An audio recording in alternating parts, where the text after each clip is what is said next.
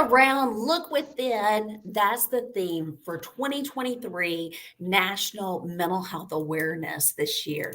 So we are tickled to death that you guys have been able to join us. We're going to go through some of the topics that are relating to mental health, kind of talk about what that looks like, and go through some stories, take your questions live, and move from there. So I think it's going to be a fun time to recap what's going on, how we can get you in the best state of mind possible, so that you can continue on and seek those great things and big benefits as your life continues to play out. From a mental health perspective. So let's go ahead and introduce our panel that is with us today. I think you may recognize some of their faces. We have Dara Wheeler, who is our Chief Marketing Officer. We have Dr. Les Kertay, who is our Senior of Behavioral Health Services. Did I get it all in one statement there, Les? Yeah, Yeah. you missed the VP, but that's The all right. VP, Senior VP of Behavioral There you go. Services. See, you have to keep saying it over and over, and then da da da. Well, we are tickled to have them both. My name is Holly Foxworth. I am a registered nurse. I'm also the content manager for marketing here at Axiom. And so I'm going to let Dr. Les go first, and followed by Dara introduce themselves, and then we'll get to talking about Mental Health Awareness Month. Dr. Kertay? Great. Thanks, Holly. I'm Les Kertay. I am, as Holly said, Senior VP of Behavioral Health for Axiom. I'm a clinical psychologist with about a little over 45 years of clinical experience, and about the last 20 years really focused on workplace mental health in the disability, workers' compensation, and occupational medicine space. Awesome. Well, we're glad to have you here today. Dara, can you hear us? Uh-oh. Dara, can you hear us okay? Hey, Holly. My streaming's really bad. I apologize. Hopefully you can hear me okay. Yeah, My name's Dara Wheeler, and I'm Axiom's Marketing Officer. Awesome. Thank you, Dara. Well, I'll come to you first. So let's just kind of put it out there. What is Mental Health Awareness Month, and what kind of a difference does it make in our lives? Well, National Mental Health Awareness Month was started in 1949 by the National Alliance for Mental Health.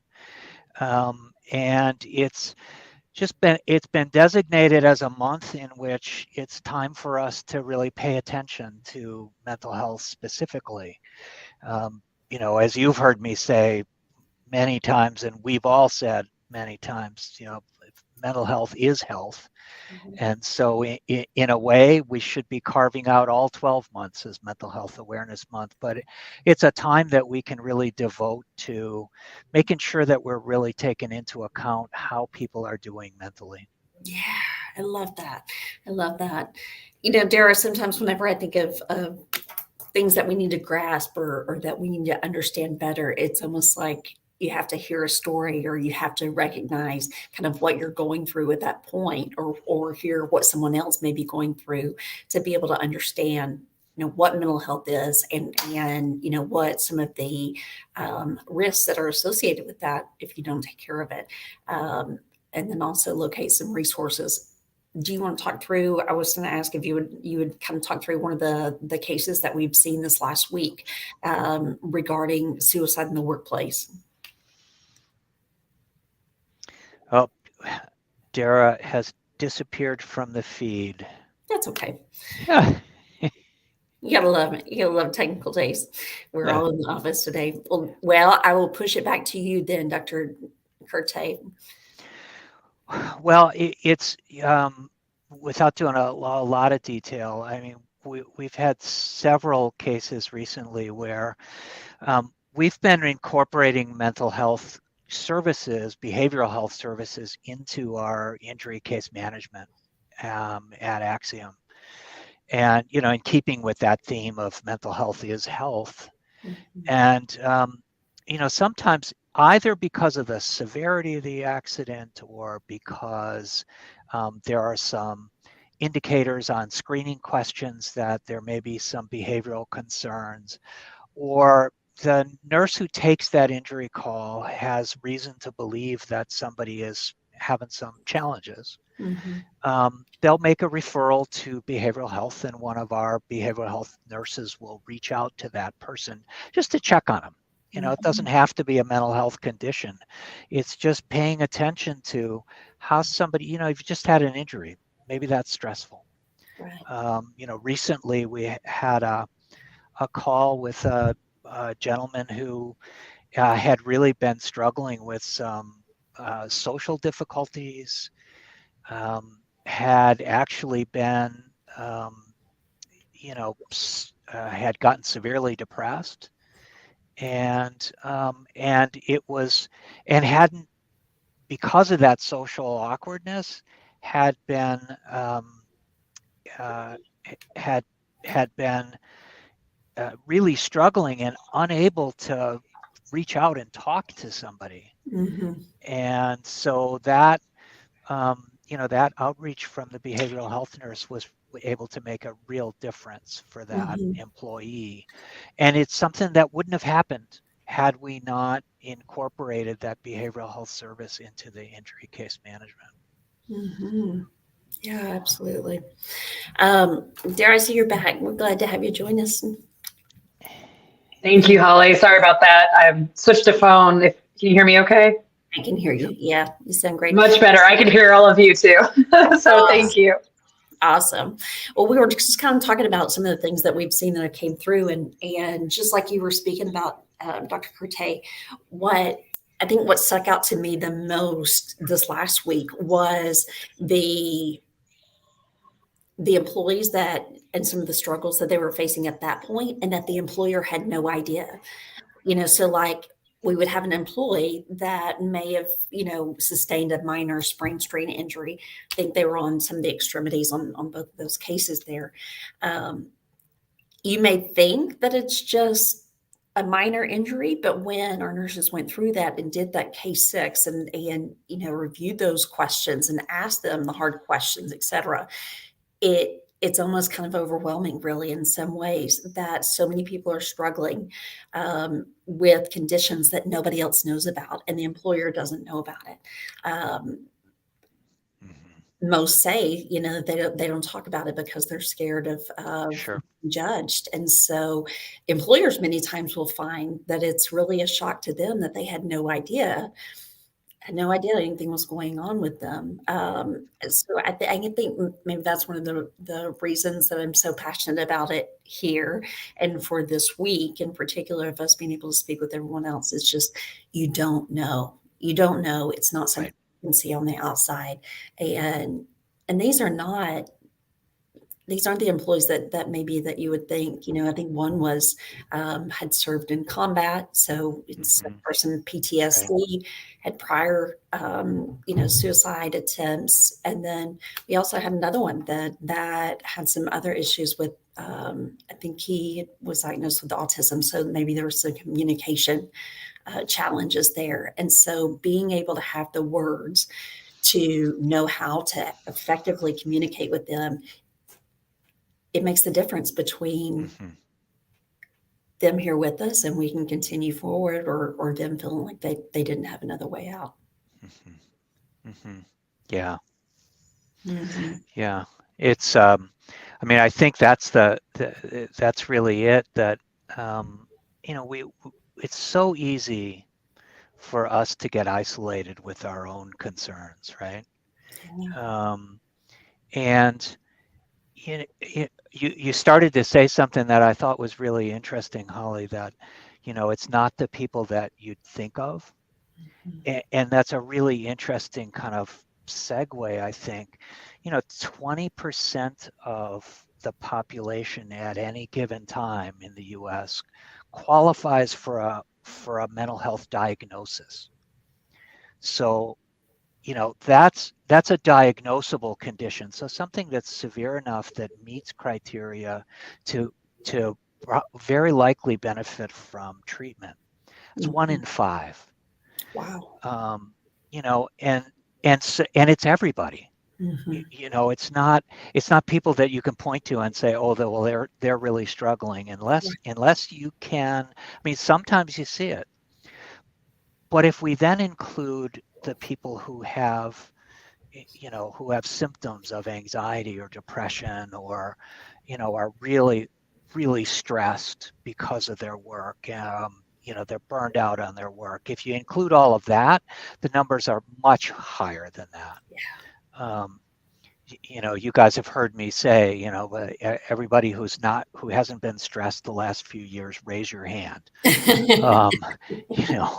No, nobody raises their hand. So I think if we're just looking at diagnosed conditions, the problem is huge. If we look beyond that, it really is pervasive, and it's time for us to pay attention. Mm-hmm. Yeah. One of the, Dara, if you had something to chime in, you're welcome to do so at any point. One of the stories that got my attention even just yesterday, and I had watched it on the Today Show, was for any of you that may be familiar with the gentleman, they called him Twitch Boss, Stephen Twitch Boss. And so he was on the Ellen Show. And then also he was a TikTok star. And so he was known for just being so full of energy. He was so full of life, always smiling, always lifting others up. And he had lost his life this last year. I think it was about 4 months ago, to suicide. And so just hearing his wife talk about how she didn't know, nobody knew. And what that looks like on the backside whenever you're picking up to move forward. Do you feel like that's pretty common, would you say? I think actually, yes. I think often I hear from people when someone has died by suicide that they know that they didn't see it. Yeah. I do think it's also important to acknowledge that it isn't true that people who, there's a myth that people who talk about it don't commit suicide, Right. and people who commit suicide don't talk about it. Both of those are mythical. They're not accurate. People often do talk about it. The ones that really stick with us are the ones where we didn't see it coming. Yeah. It's really jarring. I don't even know if you know this story. I mean, 12 years ago now, I think that's right. My very best friend ever died by suicide, and no one saw it coming. And it was one of those moments, and I want to go with this story for just a half a second, because the thing was that, there were 5 or 6 of us who could have been and would have been on his doorstep in 10 minutes had he been able to call. And the thing is, and that was my first reaction was, why didn't he call? Right. And I realized if he could have called, he wouldn't have died by suicide, but not because of anything that I or another of his friends would have done. It's because he would have had enough hope to make that phone call. Right. That's the value of reaching out to people and checking on them and making sure that they're okay. And, if he had told me he was fine, and then I wouldn't have known. Right. But the thing is, would it have made a difference if someone had just happened to reach out to him? Who knows, right? Mm-hmm. But I think the thing is that, we don't sometimes see it coming, but we won't know unless we ask how people are doing. That's the thing I want to underline. And maybe that's the real value of Mental Health Awareness Month, is that it reminds us. I agree. Go ahead. I'm sorry, Holly, go ahead. Go ahead. No, you're good. Go ahead.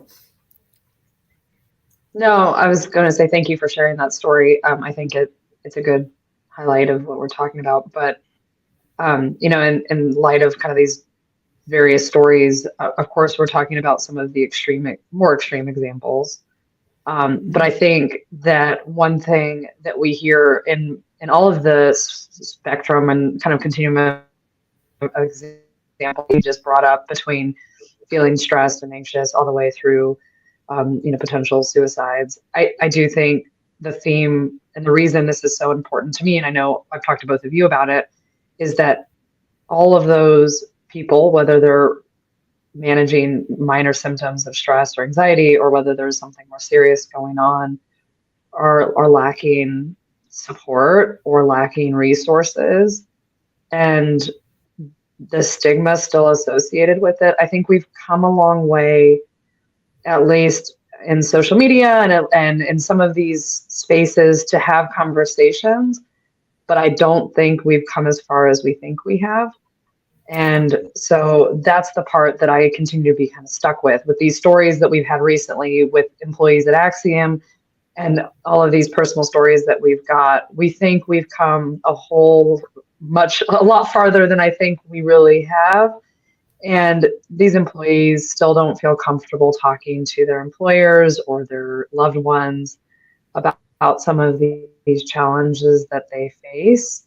And so anything we can do to support the conversation and ask the questions at the right time. I continue to kind of come back to how months like this, like you said, it should be every month. It shouldn't just be this month, but it is a great reminder, kind of a call to action that we haven't come as far as we think we have.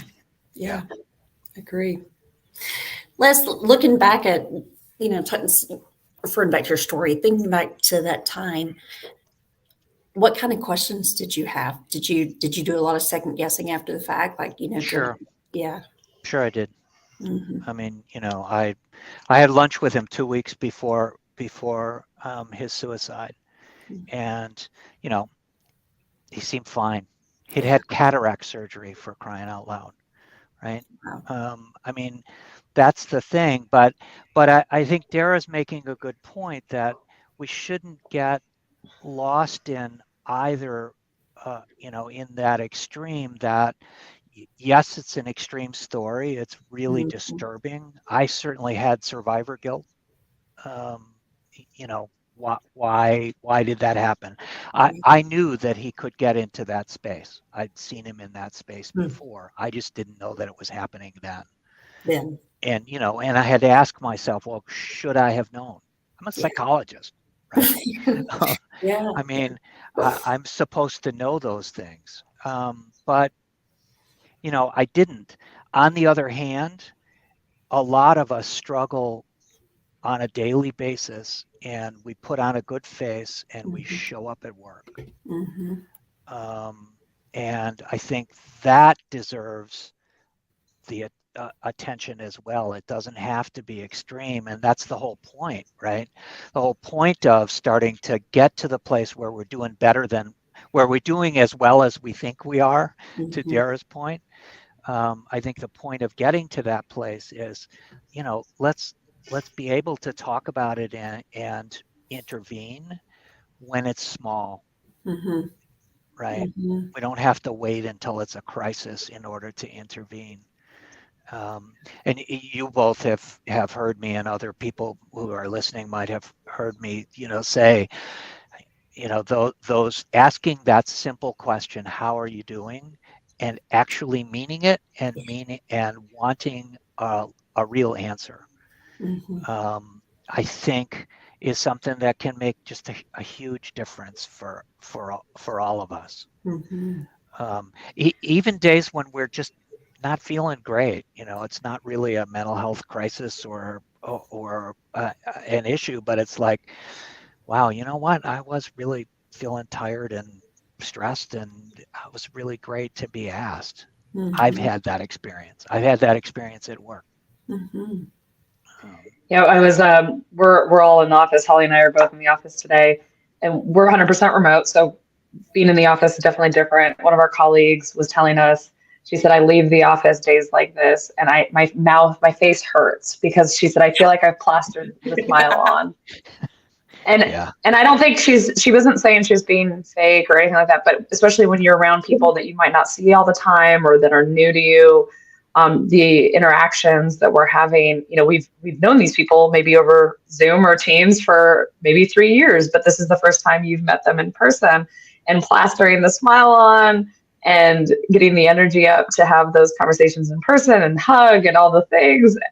Sometimes, it made me laugh a little bit, because it is true that even in a culture like ours, where if she had said, I really don't want to put this smile on my face, she felt a little bit of social pressure to put the smile on her face. And then by the time she leaves in a couple hours, she's like, ugh, going like this, like, I got the fake smile on my face for hours.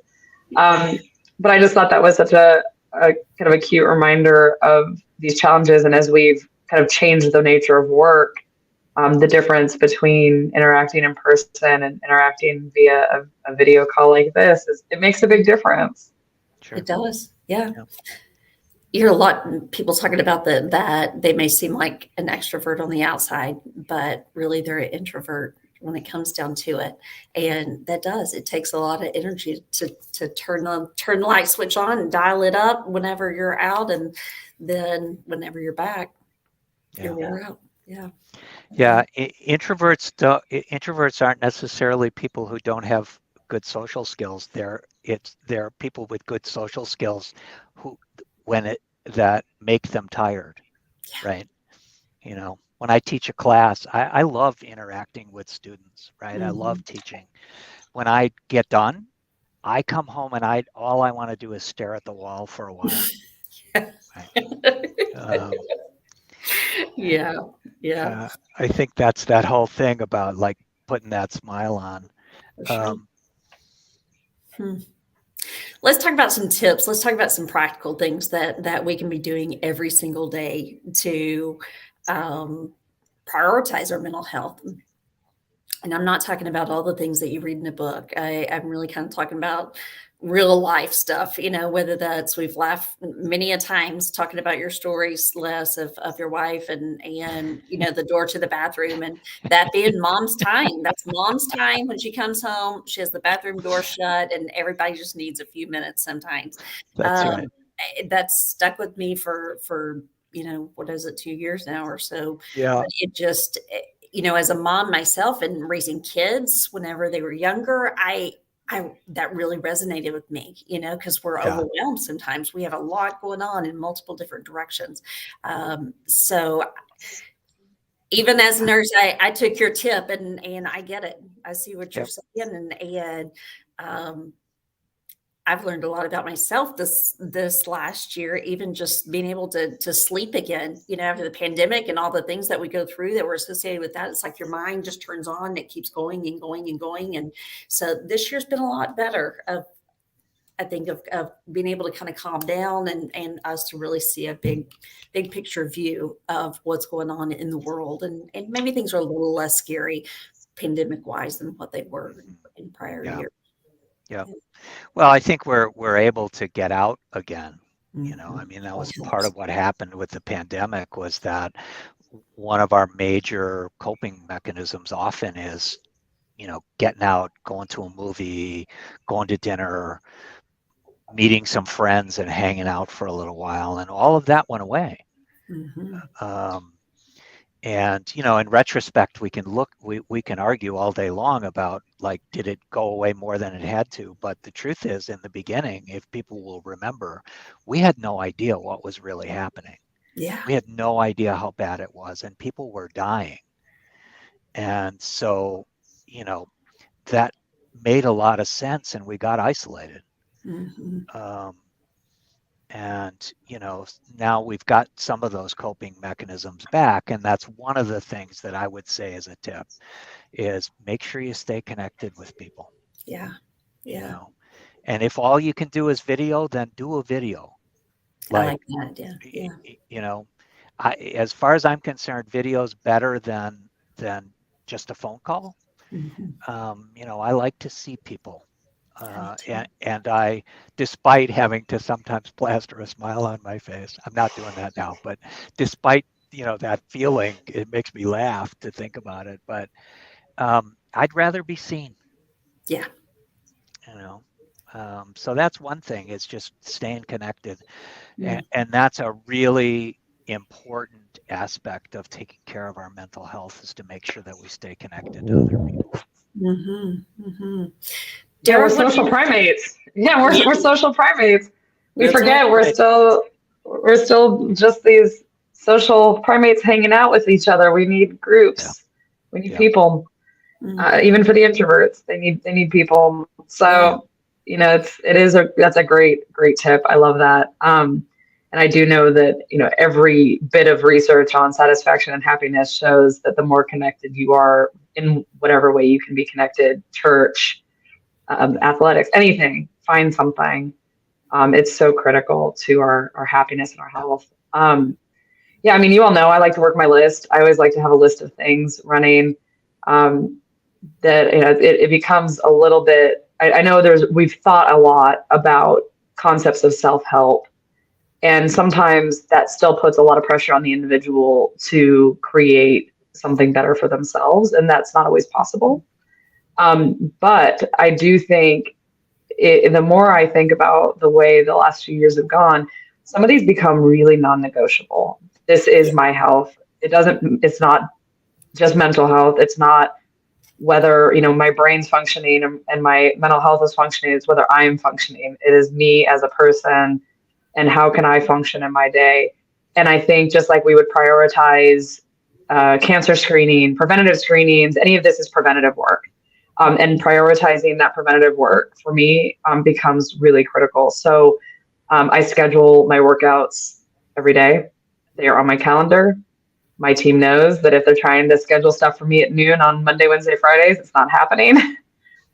Because that just becomes such a critical part of how I function. And so, although, like I said, you have to be really careful putting too much on people to try to go through this self-help process. I do think instead of trying to look for motivation, I do think that's the wrong way to think about it. It's not, I don't look for motivation to get up and exercise. I'll wait forever. I look for what are the things that become habit and how does that become standard in my day? And those are the things that prevent me from having a depressive episode or anxious, those types of moments because it's preventative. And there's so many things that if we just get in that habit, you're not going to have to try to look for some grand lightning bolt of motivation to get something done. Right. Yeah. Yeah. There's a really important behavioral principle, that if you just make something 30 seconds easier, you're more likely to do it. Yep. The trick of if you're like I'm a morning exercise person. If I don't do it in the morning, it doesn't happen. Um, and so the simple trick of making sure that my exercise clothes are on top of my shoes next to the bed, right? It's 30 Mm-hmm. seconds easier. It takes, and it's literally about what it is. It would take me an extra 30 seconds to get it out of the drawer, but Mhm. having it there makes it much more likely that I'll do it. I do that when traveling too, because for the same reason, if it's sitting there on top of my shoes next to my bed in a hotel room, I Yeah. will get up and there's no excuse. It's sitting there staring at you in the face. That's Right. right. Yeah. Right. Right. Mhm. One of the things that I've talked about it before is, and it doesn't have to be a big thing or a big workout either. Mhm. You guys have heard me talk about it. I wear my, I either wear them or I have my walking shoes in my office, right, right where I can get them. They're either on my feet or next to my desk, and I can be out the door and walking in the park across the street in 30 seconds. And it's sometimes a 3-minute walk is what I need. Mhm. Having those kinds of things that are easy to do to take care of ourselves. Yes, it's physical, but uh, it's mental as well. It's us, right? Um, Mm-hmm. and in point of fact, exercise has about the same statistics in terms of improving mild to moderate depressive disorders. Exercise is about as good as either psychotherapy or medication. I That's love an that. I've heard that's an uh, astonishing finding. That's in amazing. Eng- Yeah. in England, aren't they prescribing exercise now instead of medication? I think they're giving gym passes and they're prescribing exercise instead of antidepressants for mild, depression and things like that, which I think is so cool. I know that there's always a vicious cycle with depression that if you do exercise, it helps prevent. But sometimes once you're kind of in a depressive episode, getting getting the motivation, really the mood to move is hard. But I love, it doesn't have to be a big workout. It's a 5-minute walk outside, and that makes all the difference sometimes. Yep. And if it's raining outside, it's entirely possible for me to, I have been known to pace up to 2 miles a day being on the phone. Wow. And not leaving my house. Yeah. I pace a lot when I Do you take the dogs on the walk when you pace? The dogs Nope, they watch me though. They're not really interested in the exercise piece, but they're there for moral support. That's what matters. Yep, that's right. Yeah. That's right. One of the things that I've enjoyed and it's helped me, and it's probably a little bit controversial here, but it's the use of social media. I'd never been a big social media person before, but I found platforms like TikTok that it's just open to anyone. They can share what it is that they're thinking. You just have access to so many other people than you ever did before. And you'll be amazed at what kind of people that you may come in contact with online that are experiencing the same things that you are, or championing the same causes as what you are. We put up some funny stuff on our TikTok sometimes, lots of great tips that he puts on there. But we like to tell stories. We like to give you something that you can do. It doesn't take very long, but it gives you a quick steps on what it is that you could do that help with anxiety, whether it's even if it's just finding a reason to laugh. I have the best time sometimes watching the dumbest videos just because it serves that purpose of making me laugh. And as I laugh, then, there goes the dopamine. So here it comes. But that's one that I was even surprised by myself. I think I surprised myself that I enjoyed it as much as what I did this last year on starting that journey. So if you don't have connections, because sometimes people are lonely, there's been a lot of discussion about that. Even this last week when we were talking about the physicians and some of the rates there and talking about longevity and risk factors, et cetera. But just having some type of connection, especially if you're isolated and you don't have access to other people, finding somebody with like mind that can be that support for you. I think it's really important. Yeah. It's a good point, Holly, that, I think that social media has taken a lot of hits for, yes, absolutely. You can, on social media, you can be completely fake. Mm-hmm. You can also afford to be completely brutally honest because you're not, those people aren't going to be there. So it's a choice. Mm-hmm. And I think it's important to discriminate. The interesting thing is that when people looked at social media and whether or not, how it impacted mental health, it isn't actually social media that has a negative effect. It actually can have a positive effect by connecting people.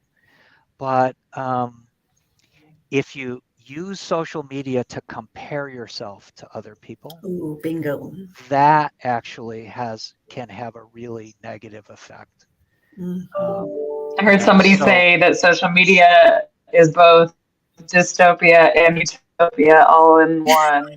That's a good way. I love that description because it really is. It really can show the best of us, the best of potential society, and the worst of potential society. So it's kind of I thought that was a really funny way to say it, but I think they're both great points. It's addictive in the way that a lot of things like this can be addictive, but it also can do a lot of really good, interesting things. We have information and access to people that we never would have had, ever 20 years ago.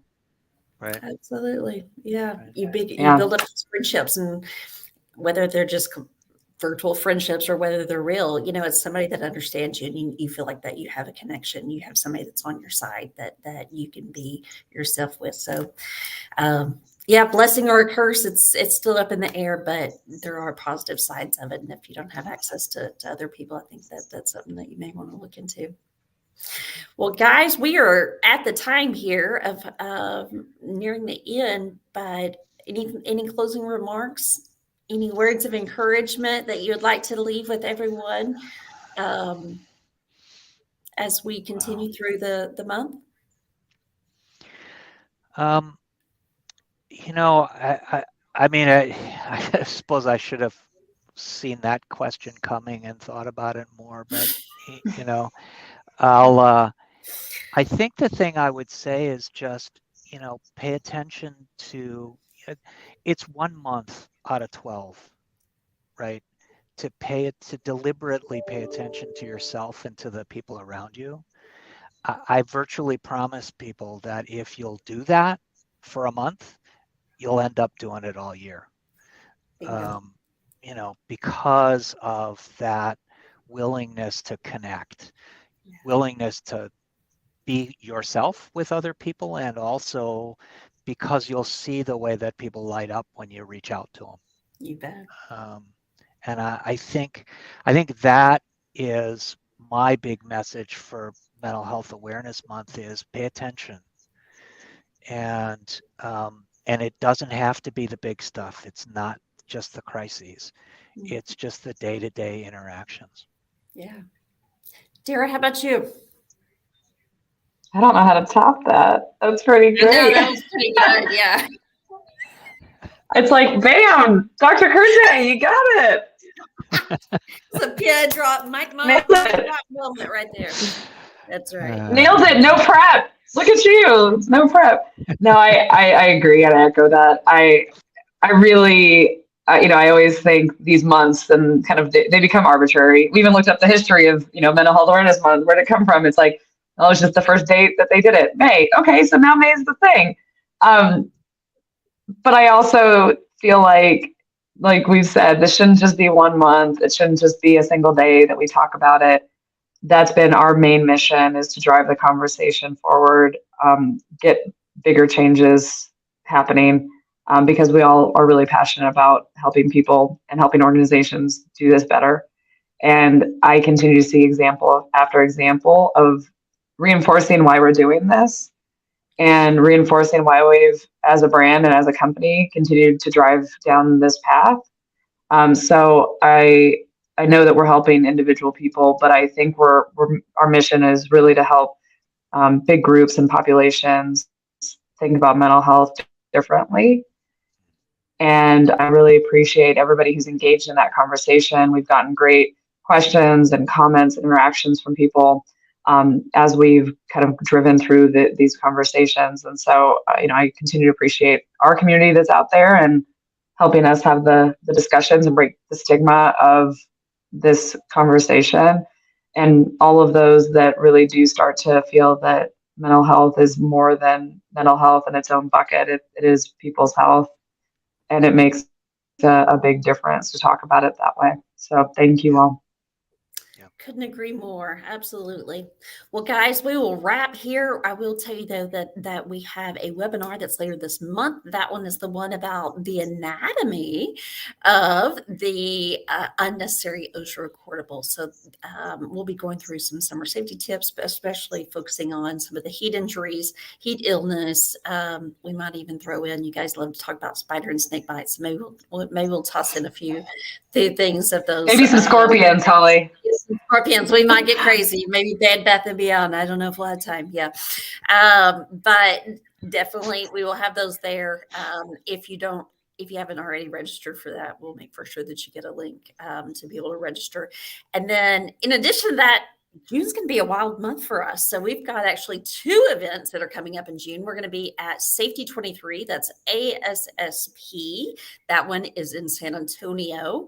We will have a booth that's there. If you don't have tickets for that and you need tickets for that, please reach out to us. You can just come on our website and we have a chat function and just let us know that you need tickets for the event, and we can get you hooked up with some free passes there for the expo. We also will be going to Las Vegas to SHRM and talking through some of the mental health initiatives there. So we've got a busy upcoming in-person event for June, and I can't wait to see all of your smiling faces and actually put a face with a name in person and get to meet some of you. So please make sure that you come through our booth and say hello. I've got some goodies with your name on it. All right. Well, I hope you guys have a great Mental Health Awareness Month, and we will talk soon. Bye-bye. Bye. Thank